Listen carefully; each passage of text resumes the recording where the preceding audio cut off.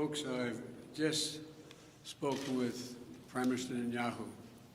Earlier today, I spoke with President Al-Sisi of Egypt. Prime Minister Netanyahu informed me that Israel has agreed to a mutual unconditional ceasefire to begin in less than 2 hours. The Egyptians have now informed us that Hamas and the other groups in Gaza have also agreed. In my conversation with President Netanyahu, I commended him for the decision to bring the current hostilities to a close within less than 11 days. I also emphasized what I've said throughout this conflict. The United States fully supports Israel's right to defend itself against indiscriminate rocket attacks from Hamas and other Gaza-based terrorist groups that have taken the lives of innocent civilians in Israel. The Prime Minister also shared with me his appreciation for the Iron Dome system, which our nations developed together and which has saved lives of countless Israeli citizens, both Arab and Jew. I assured him of my full support to replenish Israel's Iron Dome system to ensure its defenses and security in the future. Over the last 11 days, I've spoken with the Prime Minister 6 times. I've also spoken with President Abbas of the Palestinian Authority more than once, and part of our intense diplomatic engagement. And I want to also thank the Secretary of State, the Secretary of Defense, our National Security Advisor, and everyone on our team for their incredible efforts to bring this about, this outcome that we're about to see.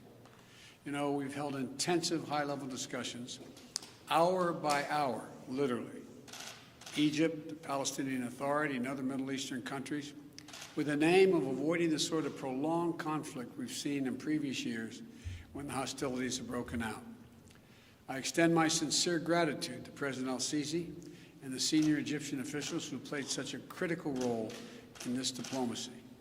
I also appreciate the contributions of other parties in the region who've been engaged in working toward the end of hostilities.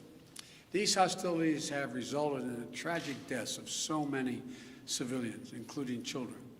And I send my sincere condolences to all the families, Israeli and Palestinian, who have lost loved ones, and my hope for a full recovery for the wounded. The United States committed to working with the United Nations, and we remain committed to working with the United Nations and other international stakeholders to provide rapid humanitarian assistance and to marshal international support for the people of Gaza and the Gaza reconstruction efforts. We will do this in full partnership with the Palestinian Authority, not Hamas, Authority, in a manner that does not permit Hamas to simply restock its military arsenal. I believe the Palestinians and Israelis equally deserve to live safely and securely and to enjoy equal measures of freedom, prosperity, and democracy. My administration will continue our quiet and relentless diplomacy toward that end. I believe we have a genuine opportunity to make progress, and I'm committed to working for it.